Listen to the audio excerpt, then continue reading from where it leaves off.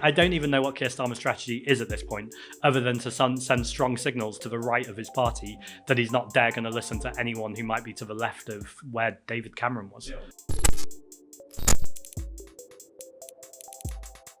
In Britain, we have a two-party system.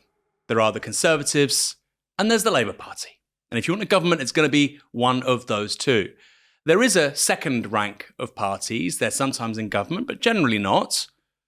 The Liberal Democrats, the SNP, who of course are in government in a devolved administration in Scotland, and more recently, the Green Party of England and Wales. They won their first MP in 2010. That was Caroline Lucas and Brighton Pavilion. But it's only since 2019, in the last 4 years, that they've picked up serious numbers of councillors. They now control a council in England for the first time ever with an overall majority. And they're picking up people from Suffolk to Bristol to Burnley. They're very much a national party. So we thought it's high time we speak to one of these representatives who isn't Caroline Lucas. That's why today we're speaking to the party's deputy leader, Zack Polanski. Zack, welcome to Downstream. Thanks for having me. It's a very hot day today. So I'm welcoming you not just to an interview show, but also to a makeshift Novara sauna. You're wearing a blazer there. You're trying to keep up the politician's shtick. I'm just trying to be smart. We'll see how long that lasts. Through the smartness. Yeah, we'll see how long that lasts. Tell us a little bit about yourself, because some of our audience will know who you are. You've been a more prominent face for the Green Party. You're a Green Party politician. What's your story? What positions do you hold? Where do you come from originally? Yeah, so I think the most obvious thing to say is I never intended to be a politician. In fact, I was an actor. I was doing lots of work in community theatre. Anyone who watches this who knows who's been an actor will know when you say you're an actor, it probably means you do about 6 or 7 different jobs. Do anything to pay the rent, basically. I was working in a bar, working in a nightclub, working in a school, doing lots of different things. But the community theatre that I was doing largely was something called Theatre of the Oppressed, which is where you work with a marginalised community. And this came from South America, where they were working in the favelas. What you do with that marginalised community is you encourage people to help them to find their voice. So take young renters, for instance. The actor might play the landlord, and then the young people would literally rehearse for revolution, as it's called. So they would challenge the landlord, and then the rest of the audience would go, have you tried it this way, or have you tried it this way? And so the audience end up directing the other people within their community to try and find their kind of loudest voice or most effective voice. Now, I think you can only do that for so long, where, I massively believe in community empowerment. I think it runs through everything in my politics. But you can have the most eloquent, articulate speaker who has found their voice. But if there's still systemic injustice, there will sometimes be injustices that mean their voice just doesn't cut through, or they can't get things done. So I think it was only a matter of time before I got involved with politics. In 2005, 2006, I went to live in America. I was at drama school there. I didn't know if you want this long. Go on, Zack. Nobody else. This is exclusive Downstream content. Amazing. Anyway, when I was there, I think that was the first time that I woke up to politics. It was George Bush's second election. Right. I was living in the deep south near Atlanta, Georgia, and both my LGBT friends, but also my friends from the Black community and various other communities were really deeply feeling the effects of what was going to be another George Bush election. In fact, on my birthday, a surprise party that the community threw for me, George Bush won for a second time, which I would say, threw a dampener on the party. It was 2004. Yeah, exactly. Yeah. Good historical knowledge there. I think what became really obvious to me at that point was the problem with the two-party system, which I'm sure we will talk about in this interview, because it runs through a lot of the work we do and the need for proportional representation. So when I got back to the UK, proportional representation was kind of my mission. It was the thing that was on guard. And at the time, the Green Party, I felt, weren't talking about that. I've since spoken to Natalie Bennett about that, and she said completely fair enough. Like, if you've got 30 seconds of airtime, are you going to talk about the climate crisis, or are you going to talk about proportional representation and electoral reform? Now, fortunately, we've got more media time now, not as much as I think we deserve, but we've got more, so we found a way to do both. But at that time, it felt like the Liberal Democrats were talking about PR. So I joined the Liberal Democrats, first of all, in about 2015, and then left in 2017. 2015? Yeah, exactly. So you're getting politicised after 2004. Yeah. And then you do the theatre stuff after that. No, that's been... It's all before that. Yeah, exactly. So what are you doing between 2004, 2015? Being an actor, basically. Being an actor. Yeah.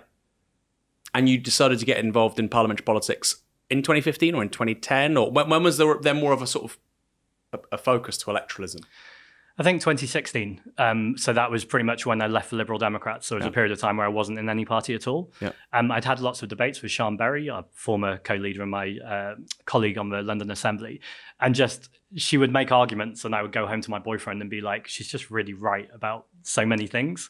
And actually there's coming a point where I'm realizing I'm just in the wrong party. And as much as proportional representation is important to me, there must be a space in the Green Party where people are talking about electoral reforms, but actually a party that is on the left that is talking about the need for social justice, environmental justice, climate justice. All of those things are clearly core to everything the Green Party believes in. So that was when I made the move.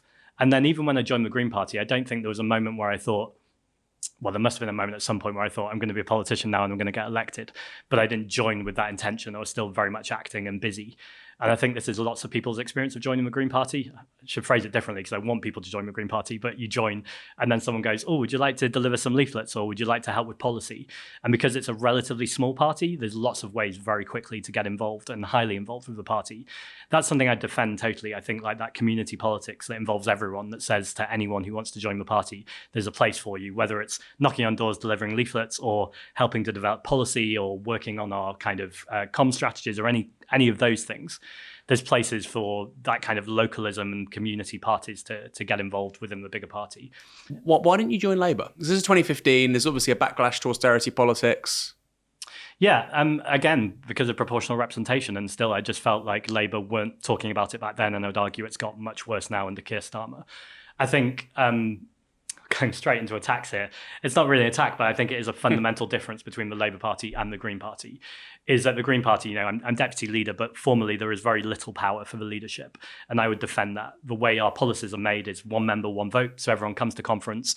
Any kind of policy that anyone wants to push, they get down, we have experts look at it, there's a discussion, there's various workshops. And then on the conference floor, if it goes through, that is then party policy. And then as the deputy leader, it's my job essentially to be the spokesperson for that policy. Now in Labour, we saw kind of a imitation of that process where there is a conference and proportional representation was passed. And, kudos to the people within Labour, many of which I would consider friends, who worked so hard to get proportional representation passed. They worked brilliantly with the trade unions, with CLPs, they lobbied MPs, and they finally got proportional representation passed on the Labour conference floor. And then Keir Starmer said, no, not doing that. And in fact, more recently, he's given stronger statements about that. And I just think, how can you pertain to be a leader or to represent a movement if you won't even listen to what that movement wants? And it wasn't a close vote. I think something like 80% of people voted for proportional representation on the Labour conference floor. I think there's lots of good arguments for proportional representation. They're well rehearsed, so I won't repeat them now necessarily. But I also think the bigger argument here isn't even about proportional representation. The bigger argument is about, are you listening to your members? Are you representing the movement? Are you doing what people in those communities want them to do? Or are you actually listening to vested interests, to donors? Is the argument always to, just get the Conservatives out? Of course we need the Conservatives out. We've had 13 years of austerity. Everyone's feeling it, not least the people who are living in poverty and have the least privilege in our society. They're really feeling it. But ultimately, if what you're replacing this horrendous Conservative government with is something that's just Tory light, that is in the pockets of vested interests of corporate donors, that doesn't really represent the people, are people left with a better option? Now, it's not good enough to just kind of berate Labour. I totally get that. We'll do that, Zack. Don't worry. You have to have a positive, hopeful vision. I'm hoping during this interview that's what I can present to you. But I think it is important to recognise that fundamental difference between the two parties. Well, let's stick with Labour because you've started this with PR, and it's one of the reasons why you're involved in politics. And I think it's a very, we like to mock Lib Dems on Novara Media. We like to mock people of all persuasions. But I think there's a core belief in electoral reform which the Liberal Democrats have held on to for decades. For me, that's the most important part of their political tradition, and it's just a shame it wasn't part of their agenda for government after 2010. And I can understand why you went from the Lib Dems to the Greens, and why you didn't join Labour as it goes, Zack.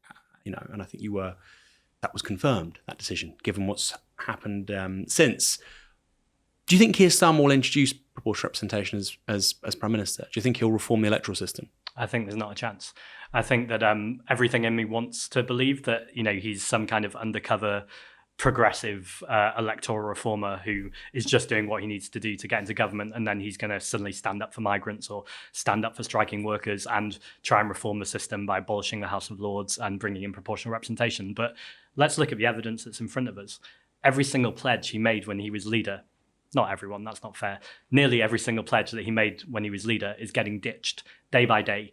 And it's being done with almost a joy. It's not like he's kind of carefully trying to hide it. It's a very kind of, well, look, I'm purging the left. I'm sick of them. I didn't want to. It's very conspicuous, isn't it? Exactly. And I think it's clearly part of that political strategy. And so we also know he's not brave. He's arguably a safe pair of hands. I don't think he is a safe pair of hands because I think society is clearly in a very destructive, we're not really in a cost of living crisis, we're in an inequality crisis. So if you're a safe pair of hands that are going to maintain that inequality, then that is essentially continuing the destruction of society, not least the existential crisis that is the climate crisis too.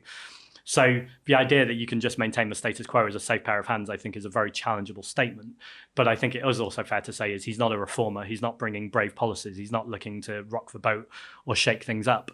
And I think anyone who thinks that he's going to bring about electoral reform without a huge amount of pressure and being pushed into it is probably being very naive. I think there is a question about if there's a hung parliament and there's some sort of mix-up of Labour, Liberal Democrats and hopefully Green MPs too, then for the Greens, certainly the absolute red line would be proportional representation. I hope the Liberal Democrats will hold that line too.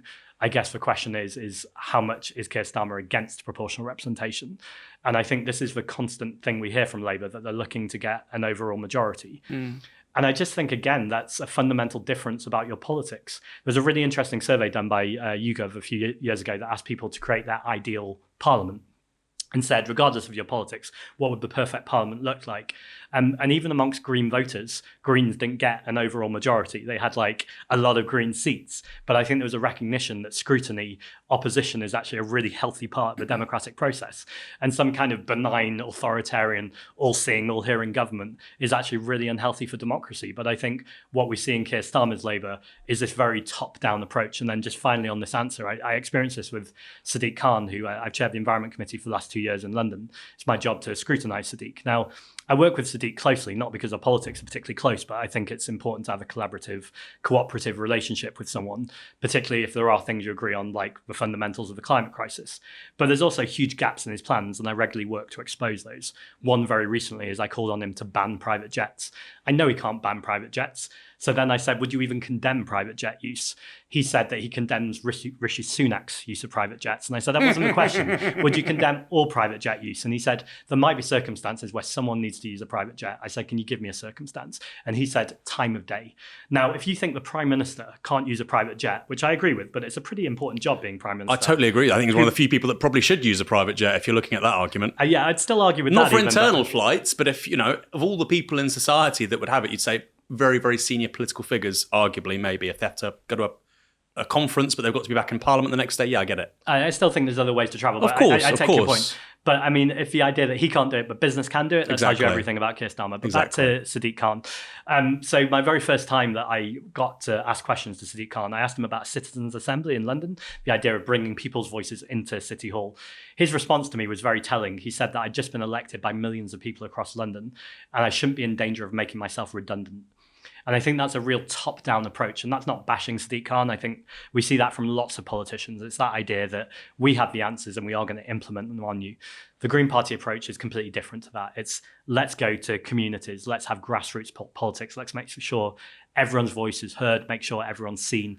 Everyone should have a place at the table. Do you think, quickly, do you think Keir Starmer opposes PR? Because I think the argument often is, he'd like to do it, but it's low on the priorities. We have to, that's how they dress it up, right? There's the cost of living crisis. We can't do PR. It's a middle class issue, blah, blah.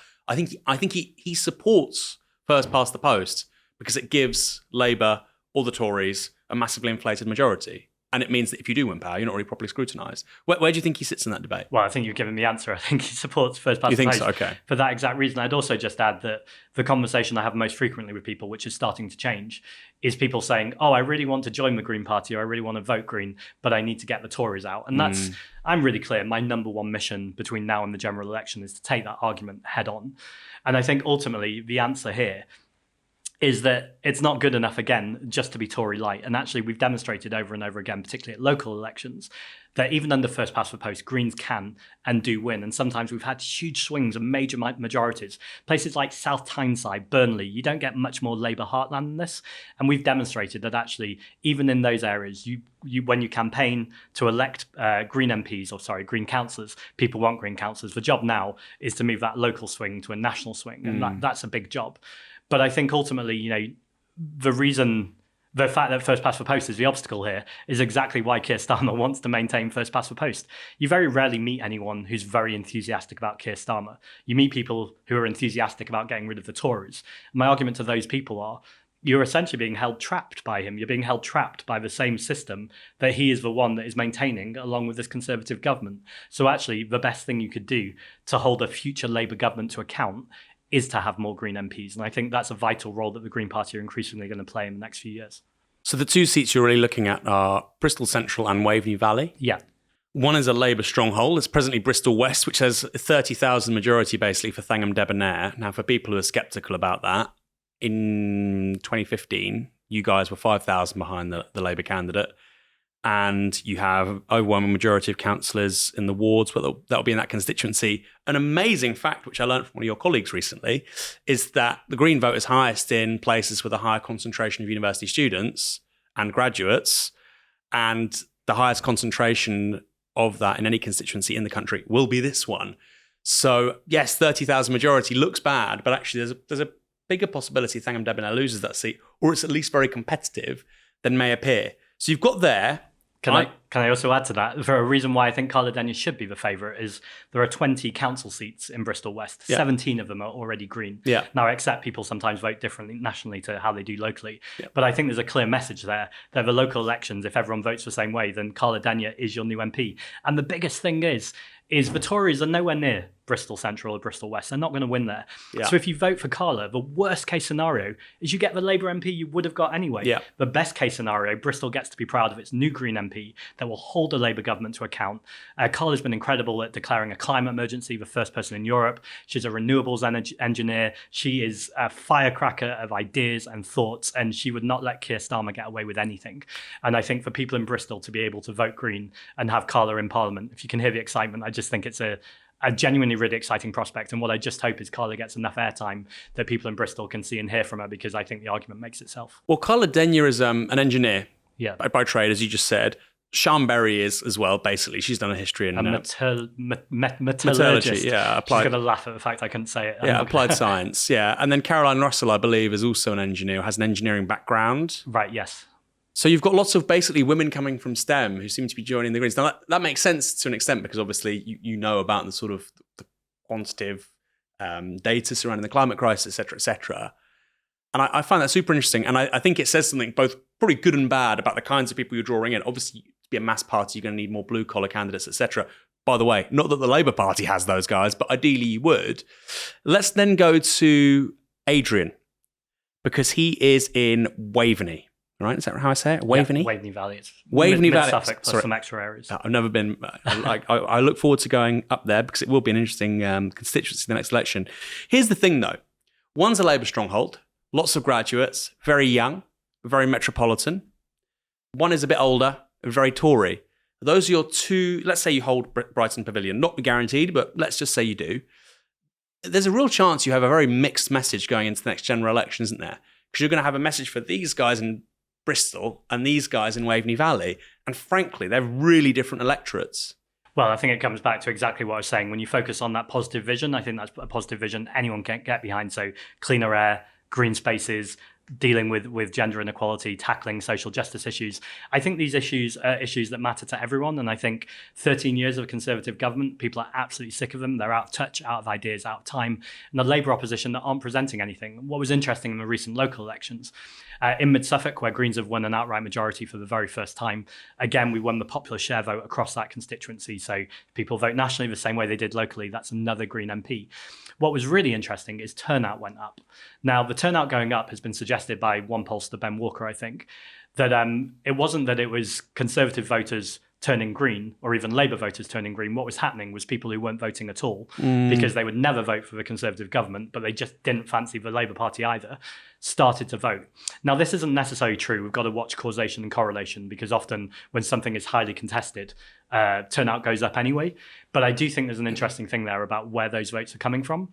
Knocking on the doors in Waveney Valley, I wasn't delivering any message that was particularly different to a message I was delivering in Bristol West. It was still focusing on community, on what the local community wanted, on a Green New Deal, on a Conservative government, on the disaster that was Liz Truss, on Rishi Sunak, who doesn't seem to have any ideas, and then a Labour Party that have rolled back on one of their fundamental commitments, a £28 billion climate Green New Deal. That was not enough money in the first place. But again, another U-turn from Keir Starmer. That's a gift for you guys, isn't it? Well, I wouldn't say it was a gift because essentially... Politically, it's obviously dreadful in terms of addressing the climate crisis, but politically that is a gift for the Green Party. I really wouldn't go with gift, and that's not me being political. It's just that I really think there's going to be a Labour government, and all of us need a Labour government to take the climate crisis seriously. Yeah. In terms of a space opening up, I think Keir Starmer, without a doubt, has totally failed to take on the austerity narrative. He's totally failed to stand with striking workers. He's been anti-migrant. He's talked about, or him and Yvette Cooper have talked about tagging asylum seekers. This is one of the things that most agrees with me about Keir Starmer. On the issue of migration, we need more than ever a positive, inclusive story that talks about the benefits that migrants bring to society, not just for humanitarian reasons, although those are the strongest reasons, but even on economic terms. If you go into the National Health Service, the person who serves you or treats you is more likely to be an immigrant than someone in front of you in the queue. You never hear the Labour Party making these arguments. And I think that is a fundamental dereliction of duty when we see a Tory party go further to the right. Did Keir Starmer go further to the left? Why should that be celebrated, though?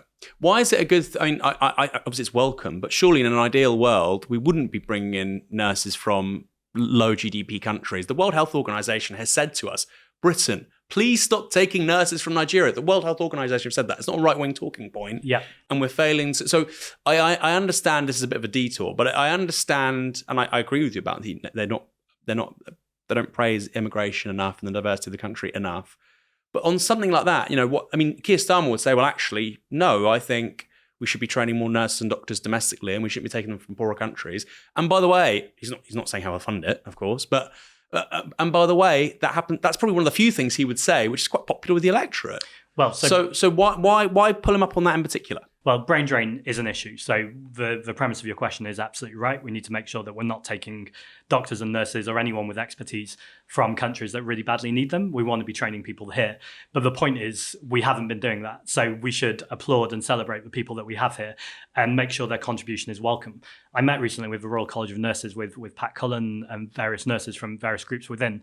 I spoke to this one nurse, Patience, who'd come over from Africa. She'd been working in the country, and she talked about the package that was presented to her to come to England, to have this brilliant life as a nurse, to be able to contribute to society. She said she's faced racism, inequality, and has felt that her contribution has not been met at all. Now, she's been brave and she's speaking out about that, and I'm really pleased she is. But just think about the amount of people who have come over from countries who feel grateful to be here, who are being treated like crap, but also feel like, oh, I can't challenge that. And especially when I turn on the media and I see people talking negatively about migration, like, that there isn't another phrase other than that breaks my heart to see that. And just one other thing, and this is so important. In fact, if I say nothing else today, this is the most important thing for you to hear, or your viewers.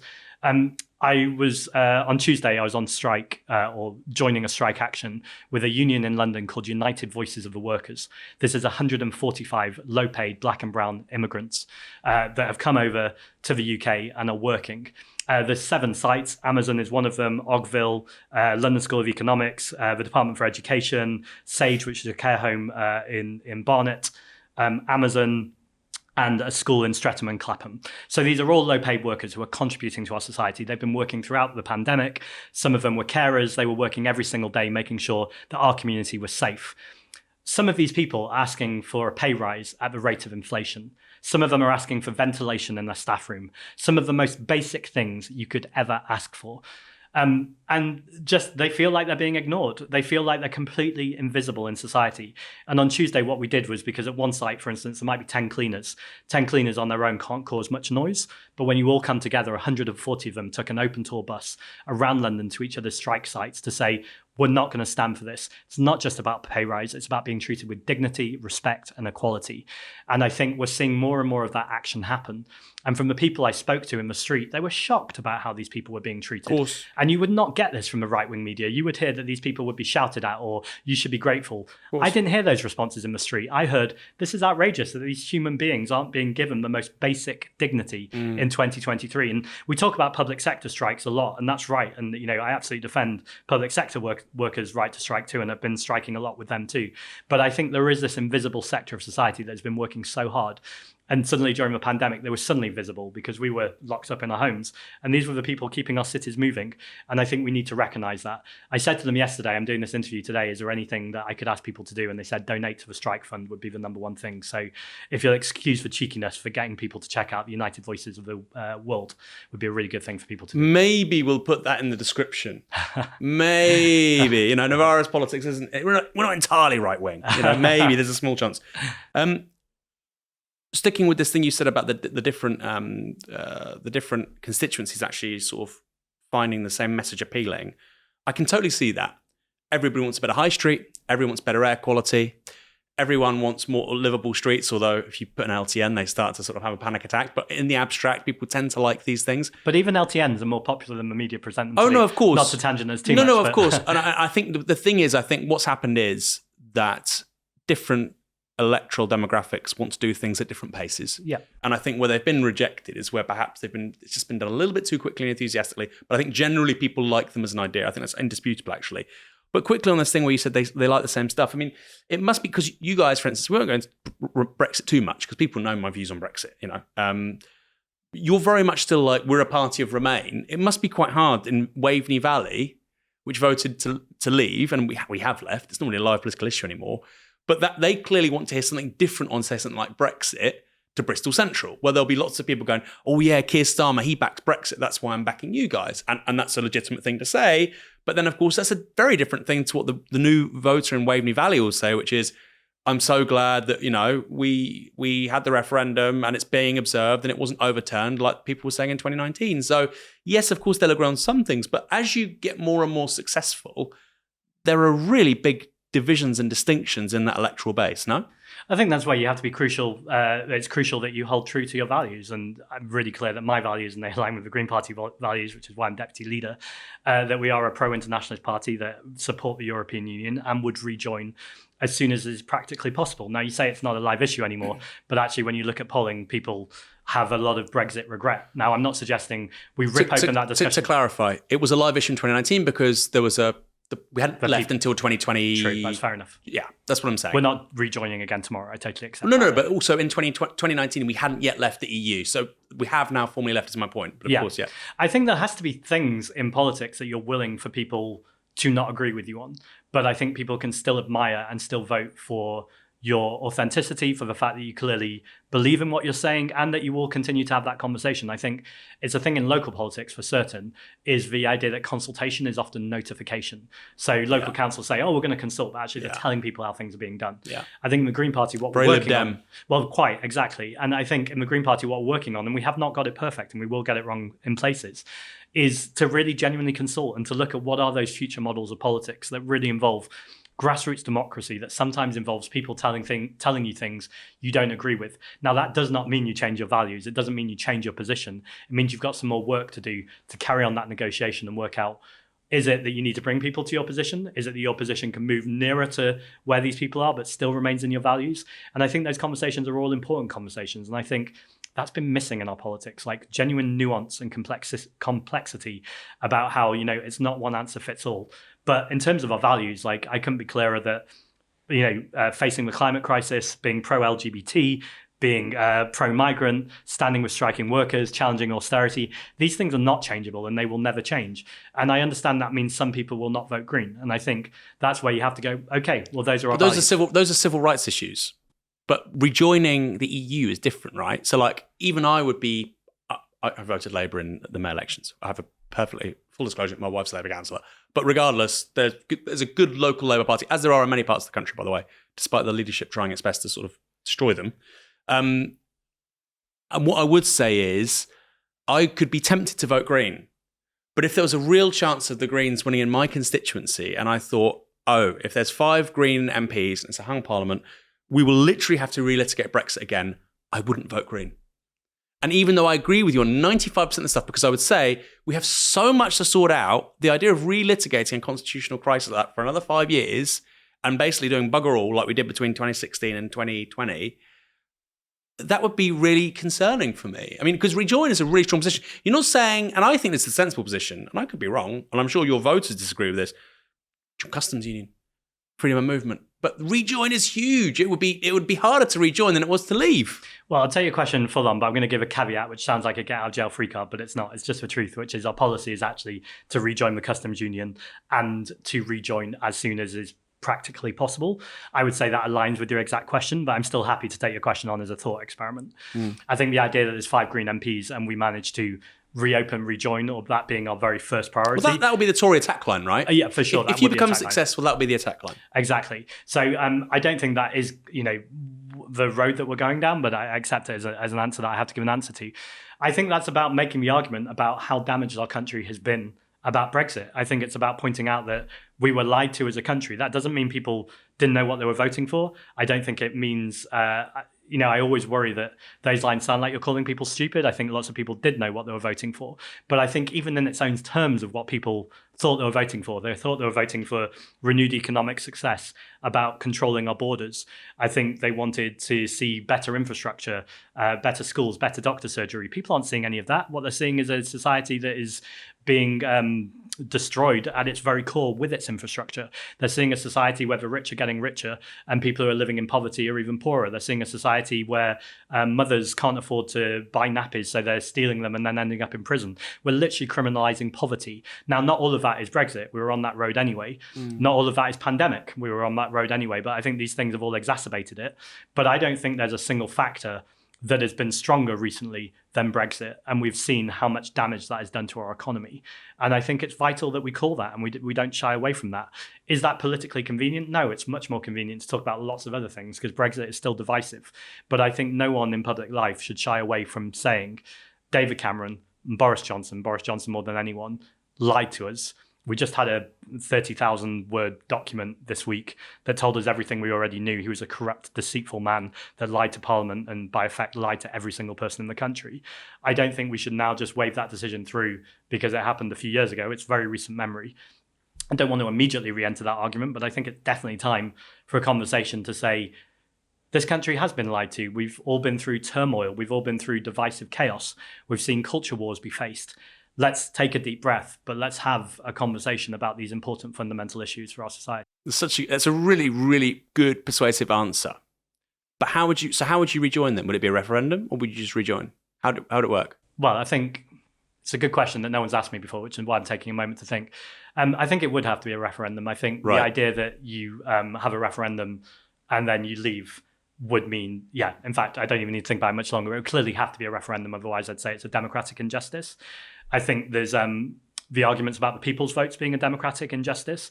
I didn't buy, but I think there is some truth to lots of people felt like they hadn't been heard. They voted, and then suddenly lots of progressive politicians, including myself, so I'm not blaming anyone else, were saying we need to have a vote on the terms of the deal. Now, I think that was justifiable, but I can also understand why people felt like they hadn't been listened to. I think we can't continue that road, and if we did join the EU, we'd have to have a referendum. Can you see the Brexiteers' argument, which is, I think it was the Nice Treaty, or maybe it was the Lisbon Treaty, in France, they keep on getting referenda on it until they vote the right way. Same in Ireland, same in the Netherlands. You have to keep on voting until you vote the right way. And it's the same with Brexit. That was the liberal position, and I have liberal values, but that was the broadly liberal position, which was we will keep having referenda until you vote the right way. That's basically the position, isn't it? I think the position was... I'm sympathetic to the customs. I totally get that. The first thing I'd say is if that's coming from a Brexiteer, then it's kind of ironic because they wanted to take that control. They supposedly wanted more democracy. And actually, I would say having more votes, more elections, and more referendum, if you have the belief and strength of your argument, then you shouldn't be scared of those votes. You should win those arguments. But it only goes one way, isn't it? So if we'd voted to Remain, you wouldn't have said, okay, let's keep having more referendum because the issue would be settled. Because Remain lost, will we keep Well, I think it would have been settled for a few years, but I think if then polling had shown a clear indication that people were unhappy with the decision, then I wouldn't have necessarily been making the argument because I want to Remain. So I'm not going to be disingenuous and say I would have made that argument. So even if Remain had won, you would have been open to the argument that, say, Brexit Party or UKIP keep on winning European elections, Nigel Farage keeps on going and be just question time, you would have been open to the possibility of another referendum, say, 10, 15 years after that? Totally, particularly in a first past the post system. I'd say if there was proportional representation and UKIP had some representation, it would be a different argument because you'd say, well, they can make that representation in Parliament. People say this to me all the time about PR. They said, you might get people like Nigel Farage elected or extremists. And I'm like, there's extremists at the heart of our government. That's what's happened in the first past the post is, disinfectant is the best transparency. And actually the best disinfectant is actually making sure people have representation. I don't want those people in Parliament, but actually if they represent enough people, and that's millions of voters, then of course they should have a voice in the House of Commons. We should have more strength in the power of arguments and the belief in democracy to be able to defeat people at the ballot box rather than rigging the system. Would you campaign alongside Nigel Farage to get PR? Let's say there's a big campaign for PR and they're on the phone, they're going, Zack, we want you and Nige on the barge at Tower Bridge, 3:00. So I'm a pluralist. I believe working with other people, and there's lots of other people I would work with whose views I don't agree with. So I'm trying to think of someone in the Tory cabinet, and I can't think of one straight away, but I'm sure they are. Nigel Farage for me is a different level, though. I think there's been clear racism and xenophobia, which means even though you can hear the strength of how much I believe in proportional representation, I wouldn't stand on the same platform as Nigel Farage. But he's a powerful ally for PR, surely. I mean, he's reaching the parts that the Green Party can't reach. He's an incredible speaker, and he has some sort of charisma that doesn't appeal to me, but does clearly appeal to lots of people in the country. I think you'd be a fool to not want Nigel Farage making an argument that you agree with, but that is different to wanting to share a platform with him. I think that's just as basic as being an LGBT person, for instance, comments he made about AIDS and people with HIV in those election debates. I don't think those are forgivable. And I think people's politics can change. I talked earlier about being in the Liberal Democrats before I was in the Greens. I don't think people should be punished for decisions they've made in the past. But I think the extent that Nigel Farage has gone and the toxicity within his politics would just mean he's not someone I'd want to share a platform with. Because this is the thing with PR. If there was a referendum, I could see it winning. I don't think there should be a referendum on PR, by the way. I think it's a daft thing to do. But if there was a referendum on PR, I can see it winning, even handsomely, if you had real collaboration between people like yourself and people who, frankly, you would never otherwise work with. Somebody like Nigel Farage, Caroline Lucas, Liberal Democrats, part of the Labour Party. It's a social majority of the public, but also of people in civil society too, if you include the right. But then, of course, you get the argument like you've made here, well, I wouldn't share a platform with them. And I think that would be the thing that stops a successful campaign for proportional representation. I'm not saying you're wrong, by the way. No, I think what you're saying is really interesting. And that in itself brings up some of the tensions of PR, right? Because, like you say, with PR, we'd have more people like Nigel Farage in Parliament, which we just would. It would be, and some people don't want that. And I think I have this experience more than most UK politicians because I'm elected for London Assembly, which is elected under PR. So I frequently have to work with Labour, who I work with more often than not, but also Liberal Democrats and Conservatives, where we have to come to consensus positions. So actually, we literally sit all around the table in a room and we argue and debate until we come to a compromise. And I think often that compromise represents the people who elect us better than even if my decision, as much as I would love it in its purest form, got chosen. I think it's actually really healthy that you work through something and you end up with a document. So we've got an organisation like Make Votes Matter, who would also give a shout out. They're the non-party political cross-party campaign for proportional representation in the House of Commons. They would work with reform, as far as I understand, or the likes of Nigel Farage, particularly around strategy and how you might do this. And it's not to say I wouldn't, include people who work for the Green Party to get in the same room with people who work with other parties that I don't agree with to talk about strategy. I do think, though, where you put your face and your voice is important in terms of your reputation and what you're saying to people who back you and support you. And I think it's important to say, even though this is the issue that I care about more than anything in politics, and people might call that privilege. They might say, what, you don't care more about policing or racial injustice or about the war in Ukraine? I care deeply about those things. But until we have a sustainable electoral system that means we can change those things, we don't really have a democracy. So PR has to come first. But even though that's how much I care about PR, I still would not want to stand on a stage with a fascist, because I think... So Nigel Farage is a fascist? But I mean, obviously, I'm not suggesting you go and stand on a platform with Nick Griffin. I mean, that's historically the line. I think it's... So the time for me, I mean, there's a few times, but one time that's just come in my mind. I've not thought about what Nigel Farage has said recently, which has been nice for me. But one thing that jumps in my mind is during the Brexit referendum, when he endorsed that Breaking Point poster, which had 200, 300 brown faces that weren't even from the European Union, stood in a queue. He was appealing to the worst instincts of people's racism, of scapegoating a minority community, of saying the reason why you don't have a functional NHS or a house to live in or a social home is not because of 13 years of austerity, because of a conservative government that don't care. It's because of those people who live in countries like Afghanistan, Yemen, Sudan, that have absolutely nothing to do with the European Union. He inflamed those. He was happy to do so. He's shown no regret in doing so. He's willing to do whatever he needs to do to win. I'm frustrated even talking about Nigel Farage. Like, but the sooner he could go away, the better. Isn't that the point, though, Zach? Which is, what a powerful statement to say, I disagree with this guy on everything. I think he's wrong about a great deal. I think he's deeply offensive. I think he's even misled the public on certain things, and I think he should be held accountable for that. However, we live in a democracy. We both participate in a national community, which is also a democratic community, and we want to change how we do that to make it more democratic and to empower people. I think, in a way, I mean, I agree with everything. Well, I don't agree with everything. I think he's a fascist. I think he's an ultra-nationalist, which have their own downsides, That's right? a fair distinction. Yeah, and I think I think you need to give things their appropriate names to be able to mitigate them as somebody on the left or a progressive. But surely that in itself be such a powerful sort of spectacle, wouldn't it? I think if he was elected, it's a different conversation. Okay. Because there's kind of a, even if I really wouldn't like that, there's a kind of appropriateness to it and an electoral mandate. I'm always wondering what Nigel Farage's electoral mandate That's was. super interesting. And UKIP had half the councillors that Greens did, and they were literally on question time once every few weeks, and Nigel Farage seemed to have a permanent seat. The Greens were on, I think, once a year, sometimes once in 2 years.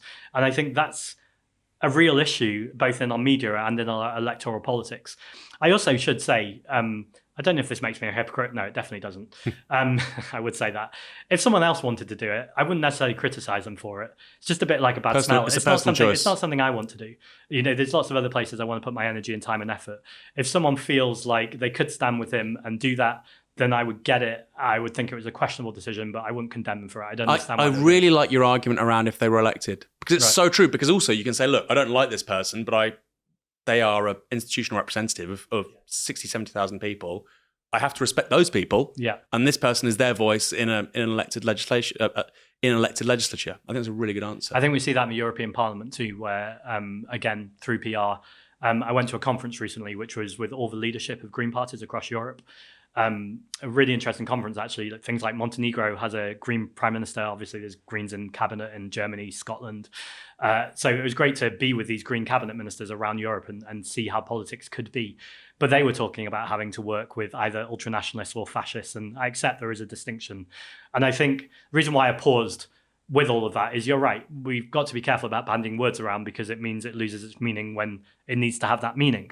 But I think when you look at the likes of Suella Braverman, for instance, we're getting to the territory where throwing these words around is not hyperbole. Like, if you're looking to create a more authoritarian state, there's also huge issues with the police, trust in the police, racism, misogyny, homophobia.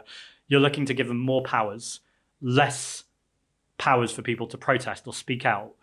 If that's not fascism, then I'm not quite sure what the meaning of the word is. And I say that as someone who's Jewish, who feels within my personal and cultural history the deep meaning of fascism and the fact that word should not be thrown about. But also, you don't want to be in this place where you sit politely and liberally, not using the word because you don't want to disrupt things. But actually, you call a spade, and when something needs to be called out, I think it needs to be called out. So you would call Suella Braverman a fascist, or you would say we're on that trajectory? I think we're on that trajectory. I think it might be as simple as the bill's only just gone through, so we've not seen the effects of it yet.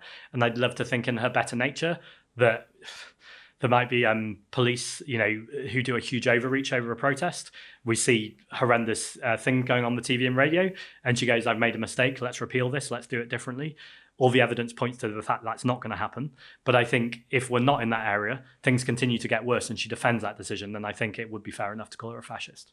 I think also, actually, as simply as well, the way they're treating the GRT community is fascism. The fact that they're talking about seizing the vehicles, when they're not talking about it, they are now seizing the vehicles that they live in. Those aren't vehicles, they're homes. So they are whipping up, again, scapegoating a minority community that already aren't represented in society, taking away the homes, blaming them, not allowing them to get support in other ways. And again, I think we're in fascism. You've talked a lot about social justice. Obviously, a big part of social justice is housing justice. Yep. A big part of the social crisis we have in this country is the housing crisis. You want to build lots of homes. you want to address the housing crisis, and yet one of the criticisms of the Greens, which I think carries some weight, is that in the councils you are in, you tend to reject housing applications. So you're NIMBYs, not in my backyarders. So this is an absurd objection, but I'm really glad to talk about it. And this is one of the times I've been proudest of our kind of communications and messaging, because we've heard this kind of rumbling before the local elections, this idea that we're in NIMBYs. So we thought, rather than try and hide from it or be defensive on it, let's put it front and center of our campaign. So our local messaging was about the right homes at the right prices at the right places. It's quite a mouthful when you say it on live TV. Now, this has to be more than a slogan, so let me break it down.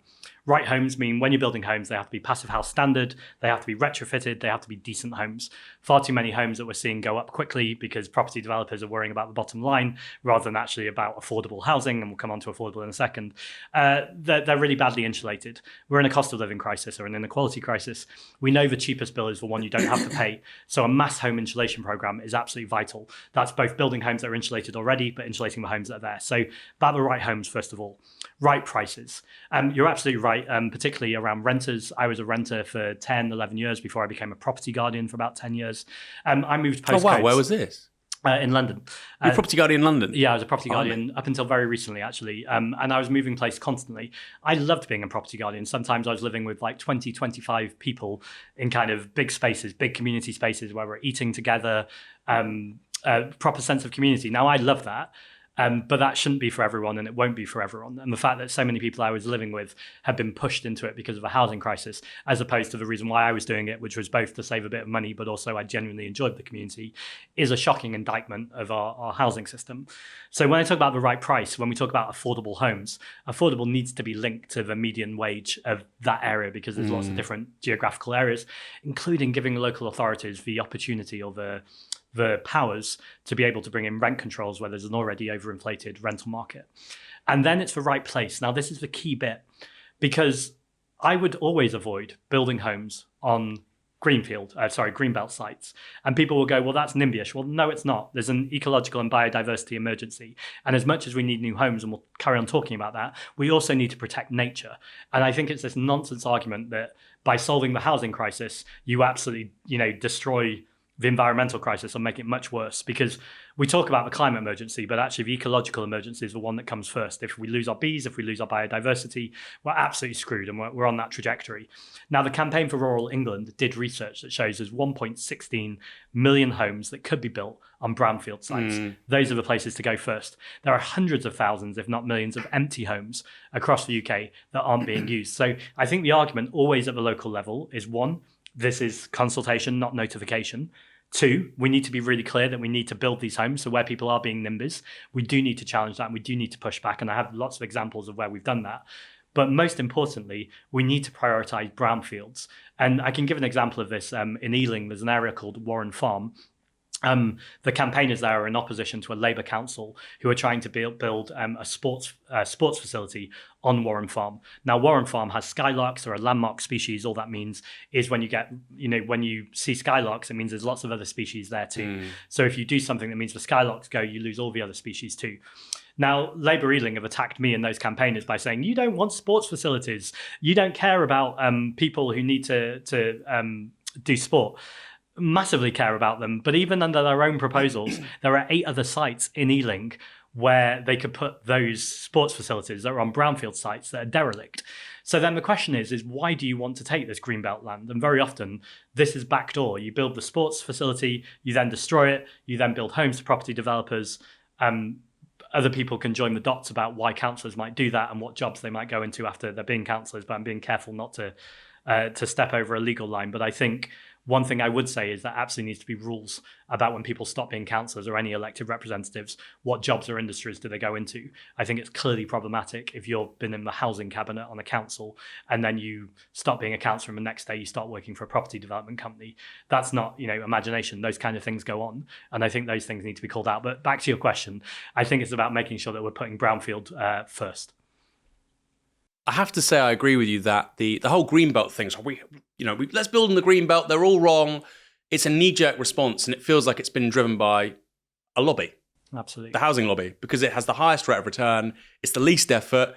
Once you've gotten over this this regulatory barrier of being able to build there. You don't have the problem you have with brownfield sites, right? Which is, hello, we'd like to build this new unit, 200 people, and it's bang in the middle of your community, which obviously some people will object to, et cetera, et cetera, et cetera. It's just much easier to do. And I love brownfield sites. You go to any town or city in this country, walk down the high street, it looks like shit, right? And you think, why aren't these like beautiful Art Deco buildings or Victorian buildings? Why isn't that a block of like 200, 3-bedroom flats for young families to live in? We don't, and instead we're saying, no, let's build Barratt homes on the greenbelt and fuck the animals. You think, oh, this doesn't make any sense. And in Paris, they're doing amazing things where they're retrofitting kind of old estates to build genuine, affordable, well-sustainable council homes or social homes, and they're being proud of it too, and they're getting top architects to do that. So you have these sites that people can be proud of, and we're just absolutely missing that imagination. But when we talk about lobby, I know we're coming on to nuclear in a second, but I think there's similar arguments here. But for me, they are anyway. In terms of, I think we always need to look at what is the money pushing these arguments. Where is money going to? Where's it coming from? That's not being a conspiracy theorist. Sometimes there will be legitimate arguments why a greenbelt site isn't always green, it isn't always biodiverse, and there may be elements where actually it should be a brownfield site. But if we're talking about general principles, and that's always a problem. You need to go site by site, bespoke by bespoke. You always need to look at the local community and what is the site. I think the principle of go for the brownfield first, make good affordable homes, put them in the right place, then that just seems common sense, and I think people can get on board with it.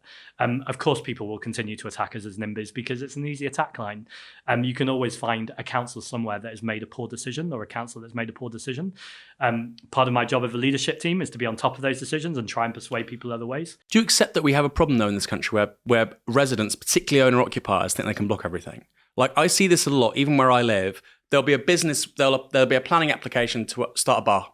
Right. And they'll shut at 11 o'clock and it'll be a relatively busy street and there'll be homeowners. Nope.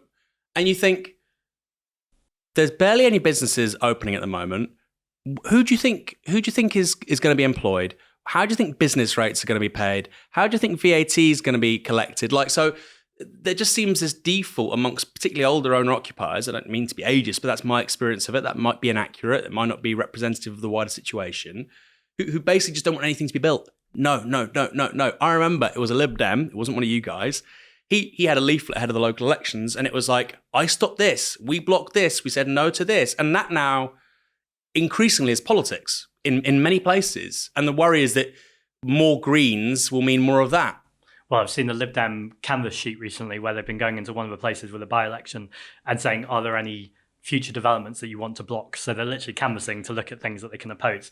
I mean, that's pretty grim. But to push back on your question a little bit, I don't think it's a problem that people have a democratic right to oppose things. I think the problem is the privilege that often comes with, as opposed to the people in society who don't have that right or don't have that representation or don't have that voice. So I think for want of a better term, it's about leveling up. It's not about taking away some people's rights. It's about making sure people's rights are equal. So let me give an example. Is that true though? I mean, look, because sometimes the detriment of one person is that, it's basic utilitarianism. The discomfort this person feels is outweighed by the utility that's gained by, several hundred people having homes. Well, so one of the proudest things in London that I'm really proud that the Green Group did was Sean Berry pushed for a long time for people living on estates to have resident ballots. So if they want to regenerate, and I'm putting that in inverted commas, your estate, they used to just be able to come in, destroy your estate, which, by the way, is terrible for embodied carbon. So it's not just a social justice issue, it's an environmental justice issue too. And then push you further out of London to a further zone and put you in new housing if you got any new housing at all.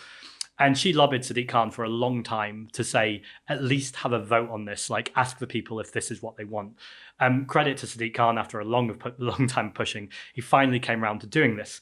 But now we've got a new problem, which is you have these resident ballots, but councils pour lots and lots of money and propaganda into this area, promise for residents lots of things that often aren't later delivered if they vote for regeneration.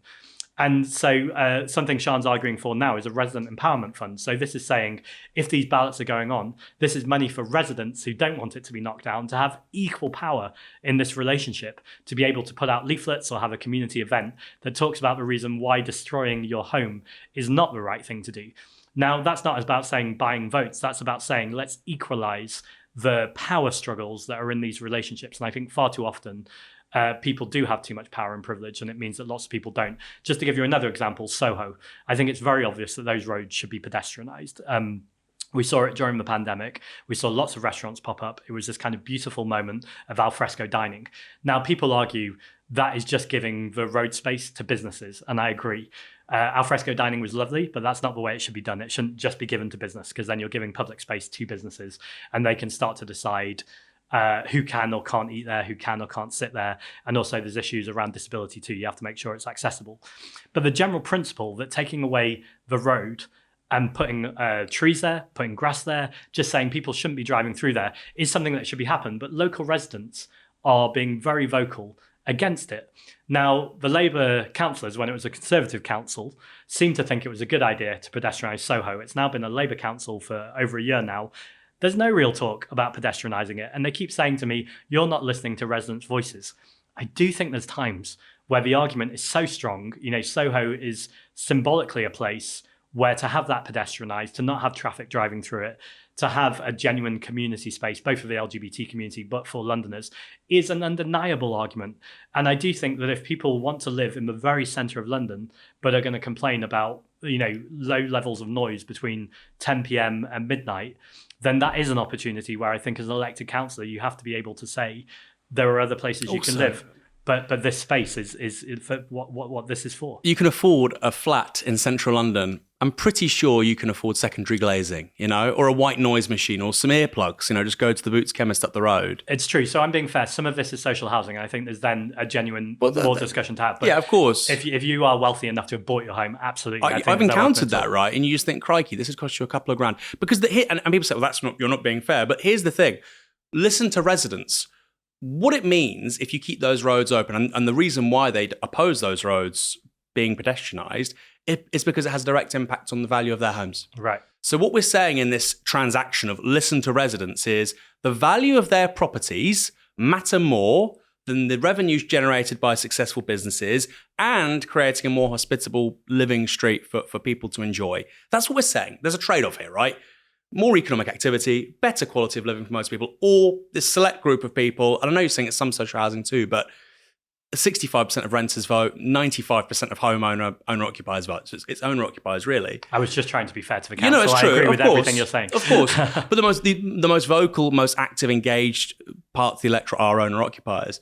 And that's what they're saying. I want my asset to be more valuable. Screw everyone else. So I think we need to work out those incentives and change them a little bit. And it's also worth adding that the people breathing in the worst air from all that traffic are those people living in that area too. So they might be saving on the price of the home, but they're toxifying their lungs as well. So I think it's incredibly short term. It may end up that you build some beautiful, iconic, sort of streetscape, and actually it goes up. But that's the perception for them.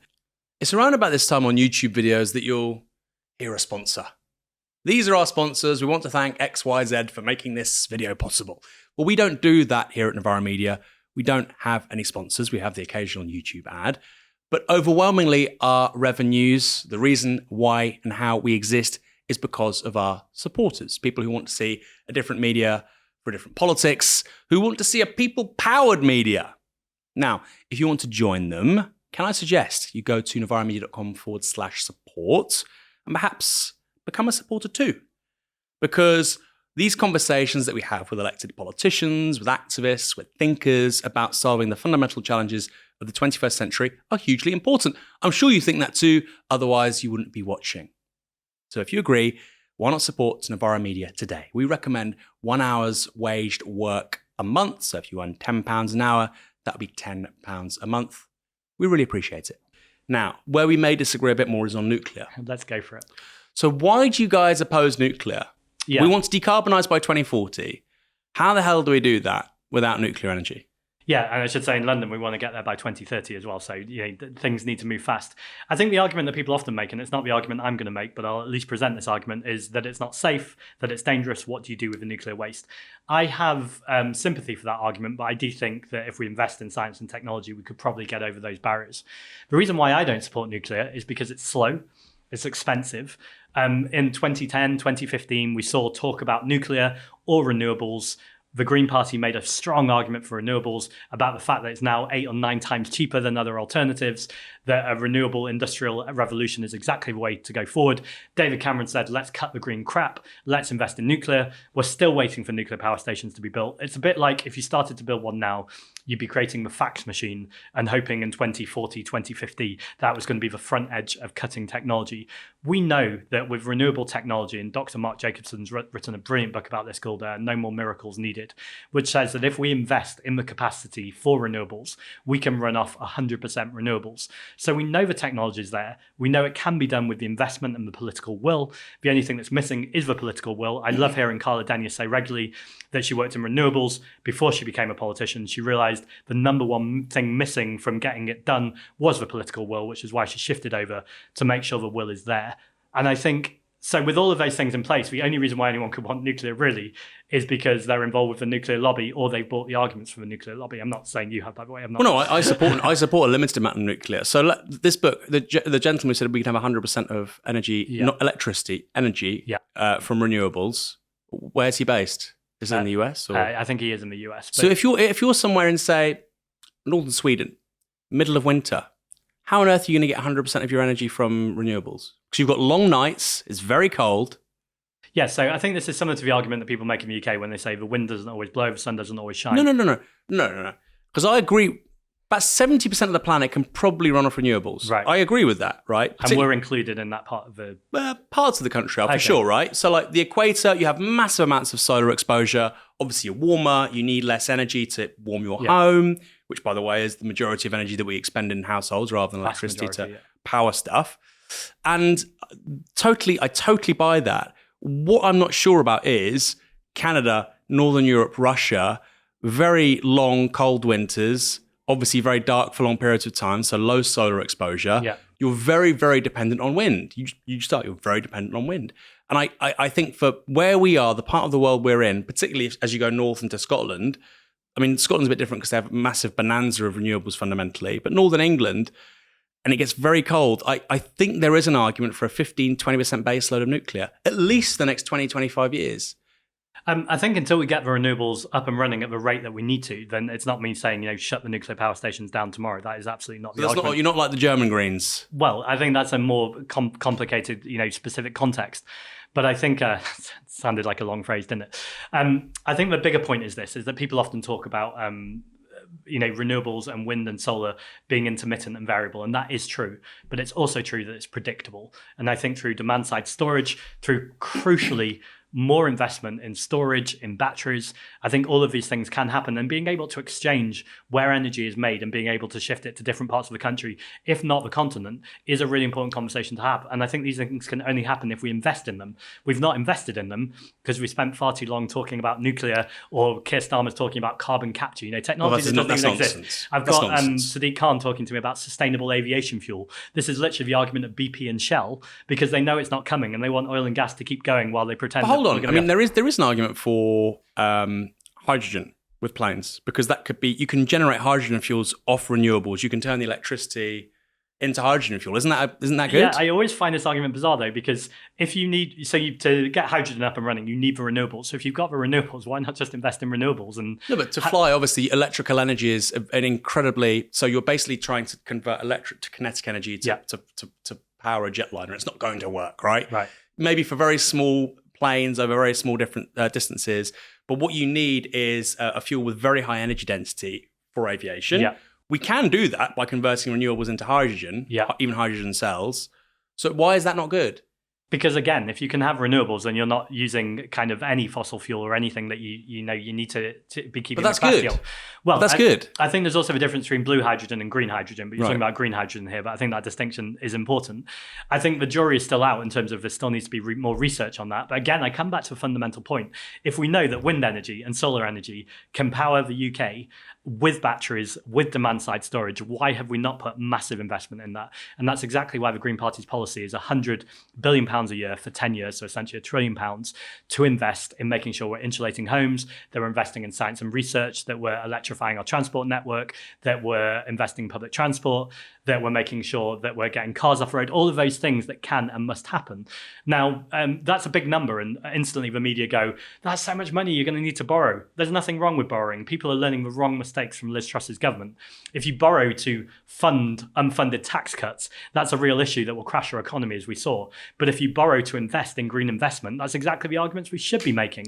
And when the Labour Party is saying we were going to invest £28 billion, that was not nearly enough. I mean, that just about covers the insulation that we were talking about, not the whole list of other things I was talking about.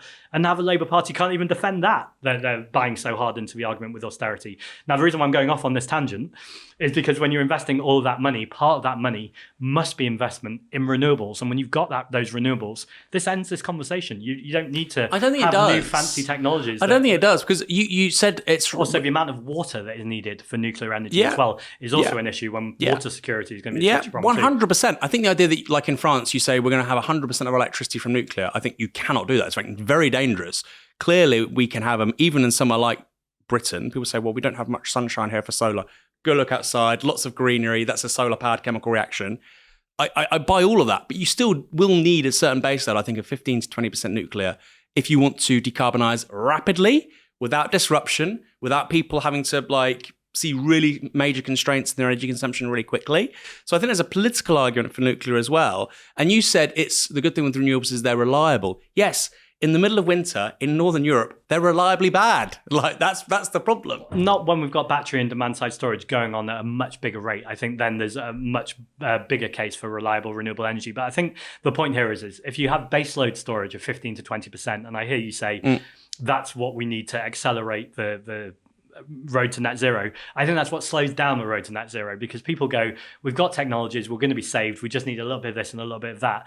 And they're not doing the major investment that is needed in getting solar farms out there and getting wind turbines up. In essentially, the Conservative government outlawed onshore wind. That's knocked us back 10, 20 years, and we should never let the Conservative government I just think it mitigates risk. You say, look, there is going to be no risk here, no chaos, no volatility, because we know we have a certain amount coming from this legacy fuel source, which is low carbon. Yes, it's very controversial. It won't be, you know what, in 50 years, we might not even need it anymore. But we're trying to do this heroic transition, and this is actually probably necessary. And that's just my view. I think the much bigger risk is that we don't meet the scale of the crisis with the urgency it needs. Just yesterday, I went along to a community power community power project in Hackney. The Leaside Trust have installed solar panels there, and they showed me the kilowatts that they're using. They're using half of it, which is literally powering their own area, and then half of it is going back to the grid. So actually, there's a huge economic argument for renewables as well. And I think the political narrative too, that community energy means people at the local level have more say, more democratic right, and more economic connection to their local areas, I think is also a strong narrative argument that needs to be told too. I think the nuclear energy needs to be lost with Boris Johnson. It's that kind of big, if we could just build bigger things and stronger things. I know I'm being slightly unfair to the argument, but I think that does underlie it, that people want these big legacy projects. But actually what we need is smaller, decentralized projects where people have these things in their local area. If we invest in that and we get that running and then the numbers go, this isn't working, then sure, let's have a conversation about nuclear. But I think that's the point, because nuclear will take, as you've said, 15 to 20 years. Yeah. And if we want to decarbonise by 2030, I think 2040 is realistic for the UK, sadly, because we voted in the Tories in 2019. But I think that sort of saying, oh, actually, if we fail, oh, well, we'll do this instead. I think if you're saying we have to decarbonise by 2040, no ifs, no buts, I think nuclear has to be there. Well, I think we go at renewables from the first day that we have Greens in the government, and hopefully, I'd say hopefully a Labour government with Greens in it, whatever the mix looks like, you go straight for renewables. I mean, these renewable projects are ready to go mostly. A big part of the problem is planning has essentially outlawed them. There's a second problem here, by the way, that isn't often talked about, but I think is worth it, that I've been pushing Sadiq Khan on, is the skills gap. And this is part of the just transition and the fact that we need to make sure that people have good jobs that are well paid, but also serving something in society. that even if the government tomorrow said to London or to Sadiq Khan, okay, we're ready for renewables, let's go, we both have supply issues, but also crucially, we don't have people trained to retrofit these things. Now, every time I talk to a mayor about this, he goes to me, well, it's a chicken and egg situation. I can't train people up right now, even though it takes 3 years to train an apprentice to retrofit in construction. I can't train these people up now until there's jobs to go to. I'm like, you're the mayor of London. Pull your procurement levers. Get these jobs going. Have a big kind of citywide program. Talk to the other mayors. Make sure we've got these projects ready to go. Awful. And then invest with your adult education budget in money. And I just think it's a complete lack of vision from the Labour Party at a time where it's not good enough, again, just to say the government aren't doing it. You need to be the opposition that has this very powerful, tangible vision of these jobs that are ready for people to go to, that are good jobs, that are well paid, that are unionized, that feel like they have this collective responsibility towards society, but also tackling the climate emergency on a war footing. I don't really like these war metaphors, but I think go for it. I think it's good. This is everyone's contribution to this is the only way we're going to meet the scale of this crisis. Do you think that the Labour Party have sort of lost their mojo with this stuff a bit? Because there is a precedent here, right? Which is you have Herbert Morrison, literally in local government in London. You have people like Nye Bevan. You have Morrison was not on the left. He's very much on the Labour right, but he's still a Labour Party figure. He believed in trade unions, etc. Not all of them do anymore, but this is back in the 30s. You have Ernest Bevin. These people come out of the Labour movement. They get involved in civic government. In the case of Herbert Morrison, they run a war economy. The Ministry of War Planning, etc. And now you have Labour figures saying, we can't train people until the job. This is Herbert Morrison wouldn't have said that. So what do you think's changed in Labour's psyche to go from people capable of literally running a war economy, building a ton of stuff, which they did in London in the 30s, to now? I think it's complacency. I think it's an absolute complacency about people's vote that for too long it has been about, for 13 years, we've had such an awful government that I think they've thought the only thing they need to do is oppose that government just a little bit. And I think there's been that lack of vision and leadership. And I think, to be fair to the Labour Party, it's been there at moments. I see flashes of it from Ed Miliband. I think when he was leader, it wasn't necessarily there. But I think while he's been in shadow cabinet, I've certainly been on panels and heard him talk and thought, yes, if the Labour Party was talking a little bit more like that, that's a vision we could get behind. But I think we've seen him increasingly sidelined. I wouldn't be surprised at all to see him reshuffled out of the cabinet. I don't have any intelligence on that, but I think it feels like, I don't know how long Ed Miliband can sit there for much longer with the plans he says that the Labour government would do, that are complete contrast to what Rachel Reeves and Keir Starmer are saying. So I think there's a very clear split there. I think we also saw it, frankly, from Jeremy Corbyn. I think Corbyn's contribution to waking up millions, particularly of younger people, should never be undervalued or underestimated. I think there was a fire there that is completely missing from the Labour Party now, that was visionary, that was about a better society. Did I agree with everything he had to say? Absolutely not. We don't even need to rehearse those old arguments, but I just think that kind of power and compassion, authenticity of someone who believed in something and wanted to change things. And I don't get that from Keir Starmer. I get a middle manager that just wants to kind of get through the day, every so often make a bad joke that doesn't land, be on TV on the studios and then retire. And I don't think that's unfair. In fact, I think that's quite generous. I think you've summed up most of the liberal class in this country, which is just basically sit it out and retire. That's basically it. That's what most of them seem to be doing. On that thread, Sadiq Khan, obviously you're an elected member of the London Assembly. You work with him in a relatively sort of close proximity. What's he like? Do you rate him as a politician? Yeah, so a few times he's credited me with moving his ideas on things or moving the argument. And, I'd be lying to say that's not flattering. He's the mayor of London.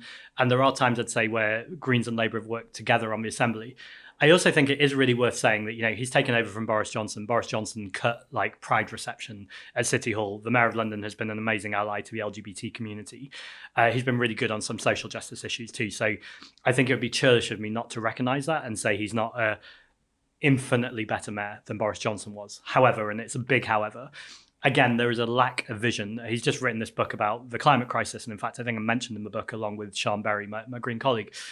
It baffles me that he's written a book about the climate crisis, because at the same time, he's building the Silvertown Tunnel. For anyone who doesn't know, this is a £2.5 billion new road building project in the centre of London, linking Newham and Greenwich.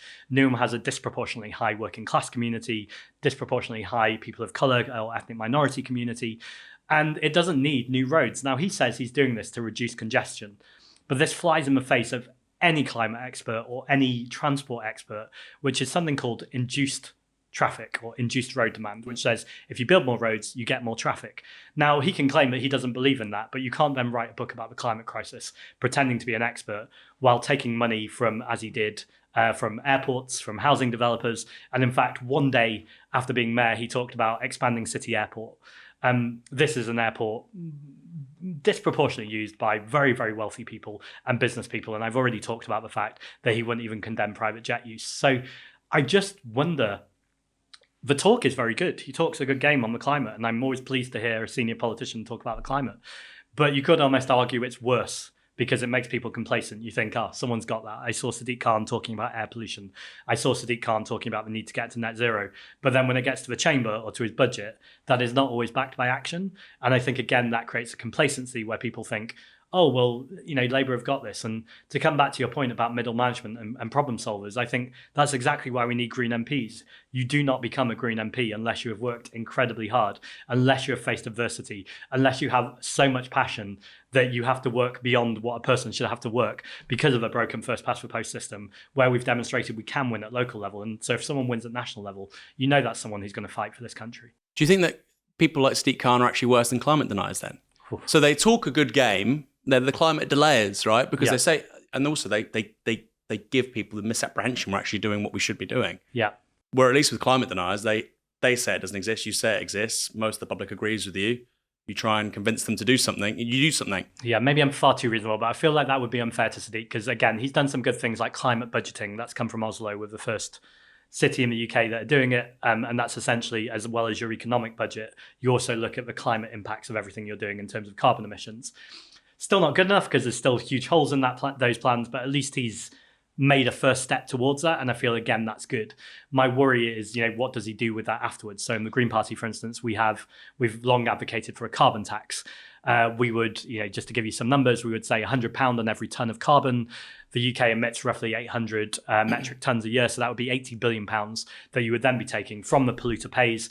About 100 companies since 1988 have emitted 3/4 of the emissions.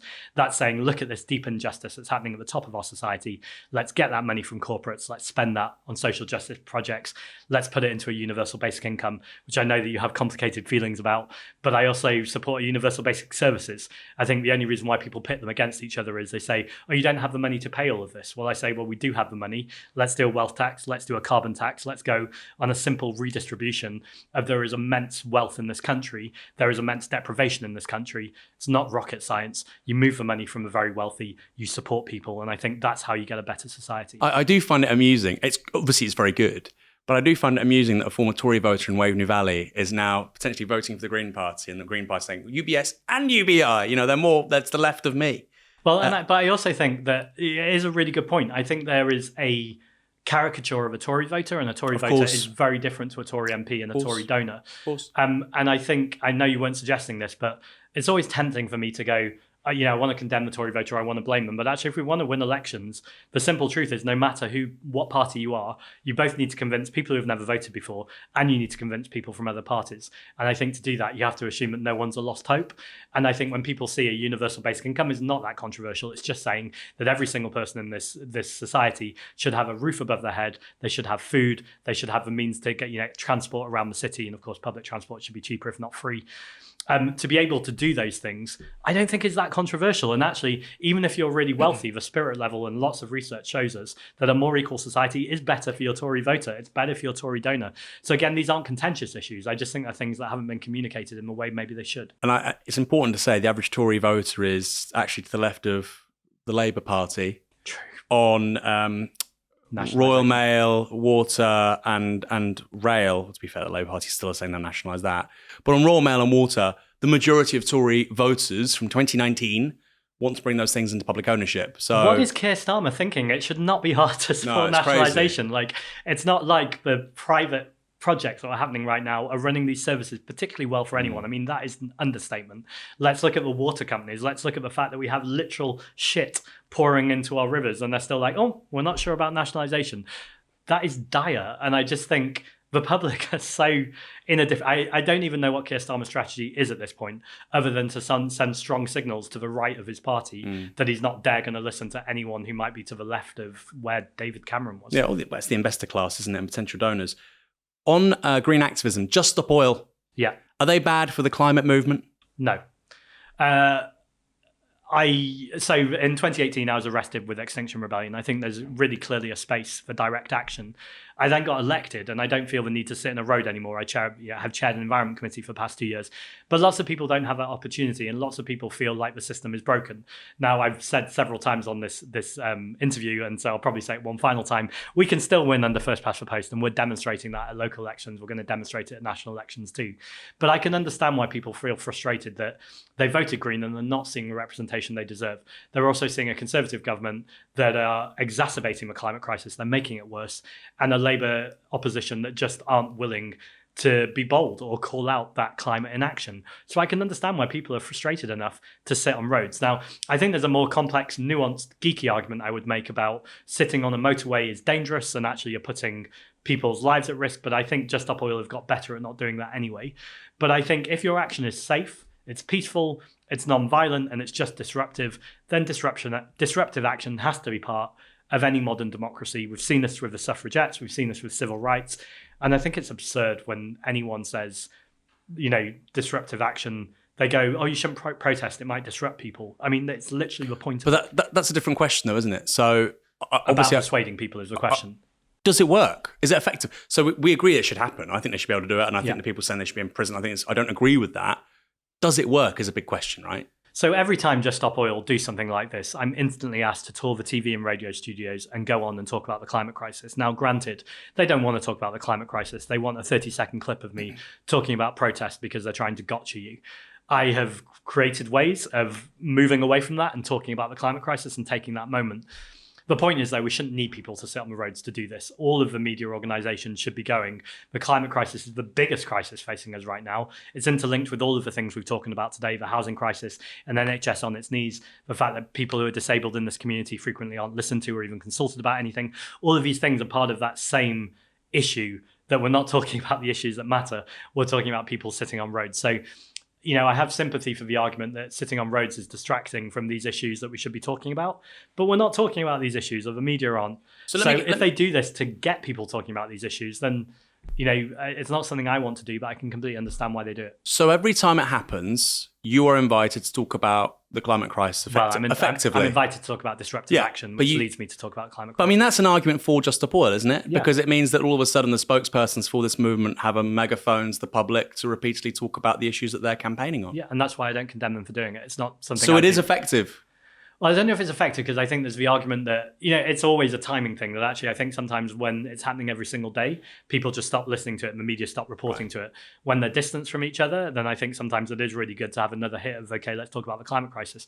But again, it's absurd. Why are we not talking about these issues every single day? Why has there been a mass movement of strikes across the country, and for a couple of days the media report it, but the only reporting they do is, are strikes disrupting you? They don't talk about, why are these people striking? Why have these people not had an inflation linked pay rise? And obviously they deserve more than that. The IFS, Institute for Fiscal Studies, hardly like a radical organisation, have said that if you give every public sector pay worker a 7% pay rise, obviously it should be more than that, but even if you went for a Conservative 7% pay rise, that would cost £5 billion. That is nothing compared to the £27 billion that we're spending on new roads, or that we're spending on nuclear weapons or military. I mean, these things are all so obvious that it's almost frustrating to have to say them. But again, the media narrative is so confined by the Conservative narrative and the Labour narrative. These things are often not talked about. And then those odd moments when you get to talk about them, Twitter lights up and people go, wow, why is no one talking about these? And you go, I want to talk about these things every day, but frequently the mainstream media are not giving us the opportunity, which is a good moment to thank you for platforming me today. Oh, well, my pleasure. I mean, this is why people should, of course, support Novara Media too. Roger Hallam. Yes.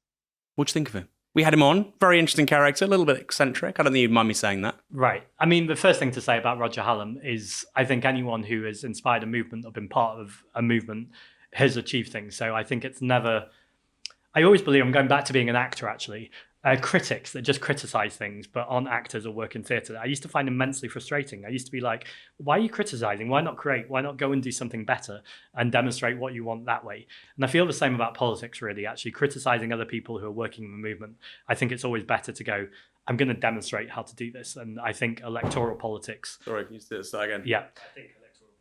Yeah, I think electoral politics and demonstrating the strength of the ballot box and the fact that Greens can get elected is one of the best things I could ever do rather than criticising individuals.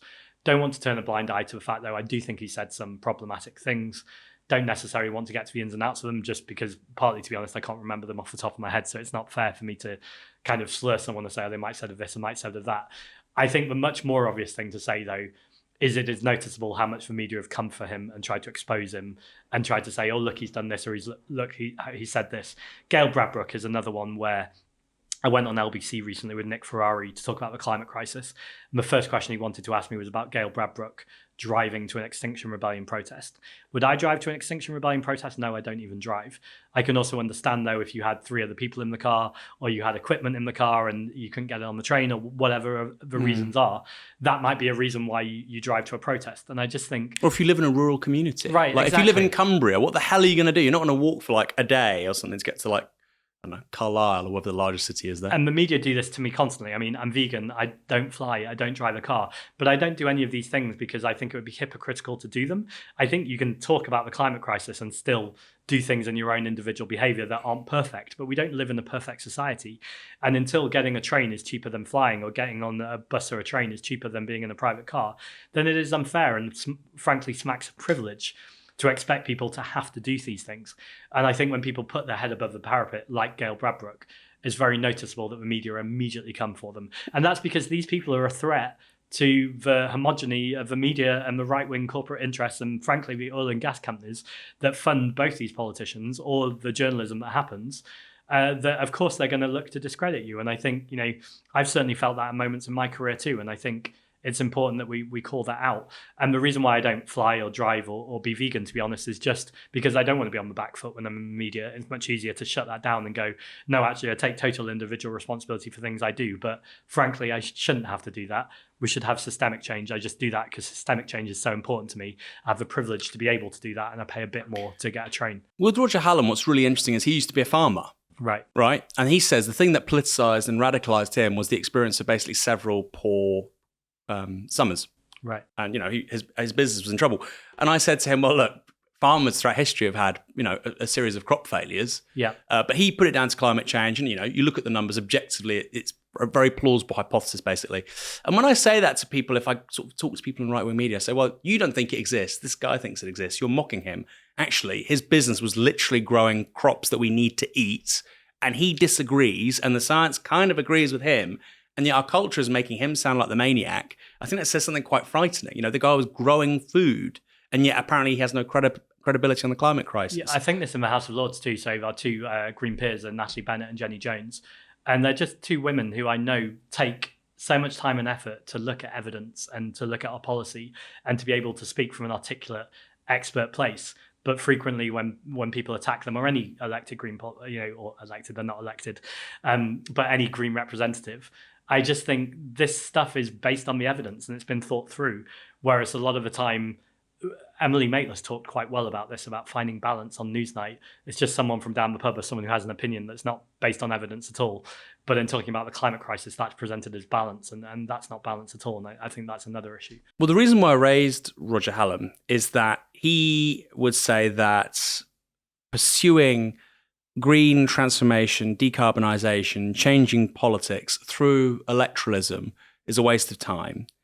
And he would say that, we've got catastrophe coming down the line and it's inadequate, frankly. Do you worry that with the approach you've adopted, that we're crawling rather than running towards a solution? I do worry that we're crawling rather than running, but the way to run is to get Greens elected. And to come back to a theme, that's why we need more Green MPs. I don't think it's either or. I think there will be a space for direct action. I think, frankly, even with the Green government, there will be a space for direct action because when you have to handle various conflicting interests, it means sometimes you will not serve a community in the way they want to be served, and it's only right that they speak up about that, and you have to find the nuance of that.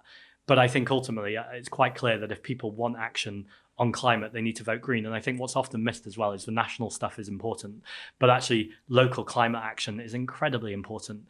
And that's why it's really exciting that we now have, 9 or 10 Green council leaders who are in administration across the country. We have hundreds of councillors who are there getting direct action in terms of electoral politics within the community. I was just in Worcester just this weekend, and just the rise of Worcester Greens has been amazing. And they've got things going on like bike buses to school. This is where parents or carers take their children with their bikes and they kind of ride on convoy. Now, they shouldn't need to do that. We should have proper cycling infrastructure that's segregated so people feel safe.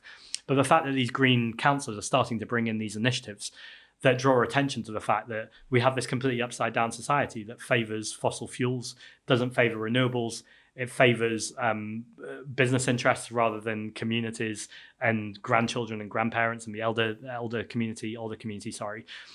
It's all so unbalanced. And I think to have green councillors at the local level, as much as I talk about national politics, is crucial. And frankly, when we get more Green MPs, I will still be a huge advocate of the importance of local action, because Green MPs are really important for that national strategy. But in terms of the day-to-day stuff of actually getting things done and changing in the community, local representation is hugely important. You won't hear that from many politicians in the Conservative or the Labour Party. So that's a good place to finish on. Zack Polanski, thanks for joining us on Thanks Downstream. so much for having me on this very hot day. We got there in the end.